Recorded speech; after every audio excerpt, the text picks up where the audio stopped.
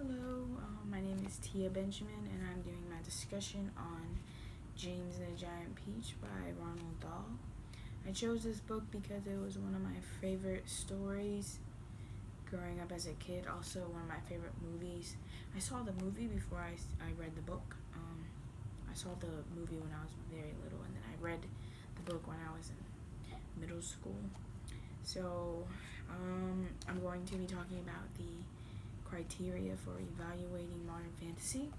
The first one is setting, and there's multiple settings in the story, being that James goes on sailing around the world, and but the very first one is he lived peacefully with his mother and father in a beautiful house beside the sea, and then when his parents die, he lives in a Keir ramshackle house on the top of a high hill in the south of England.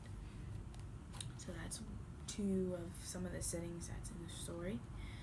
The next is plot, and as the title tells you, James is going to encounter a giant peach, and when he encounters this giant peach, it opens up a new world for him, and he goes sailing in it and ends up in New York. And the peach seed ends up becoming his new home. So that's basically short story of the whole thing, but the main plot is basically traveling around in this giant peach, with a bunch of giant insects. The next is characters. Well, the very first thing that James encounters when he goes into this giant peach is he sees a group of giant insects hovering around him, waiting for him, like the old green grasshopper, and he's as large as a giant dog sitting down.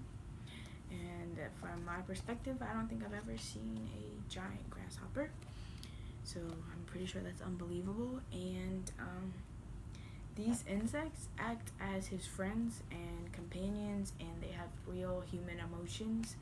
Like when they're at sea and they're surrounded by sharks, the earthworm is very scared that they're about to die and they're going to get eaten, and he's frantically trying to figure out what they're going to do, and he's afraid of being used as bait for attracting the seagulls to the string so that they can fly out. So that's an example of how the characters are unbelievably human. The next is style, and Ronald Dahl does a very good job of describing unbelievable things to us. An example, he says, everybody was feeling happy now. The sun was shining brightly out of a soft blue sky, and the day was gone. The giant peach, with the sunlight glinting on its side, was like a massive golden ball sailing upon a silver sea. So he uses very descriptive details to describe his setting and his characters and his situations, and ultimately this helps us to get a better picture of something that we've never seen before and picture it in our own minds and make it believable. So it really helps that he's very descriptive in his situations. And the last is theme.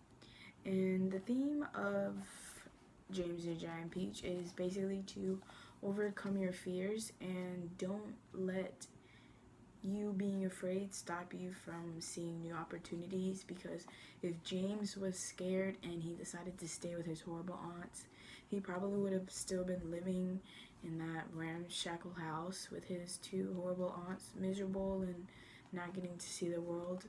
But because that he didn't let that stop him, he ended up meeting new friends, and he got a new home where everybody was loving and caring, and he got to meet new people, and he got to tell people their story. So basically, the moral is, don't be afraid to try new things.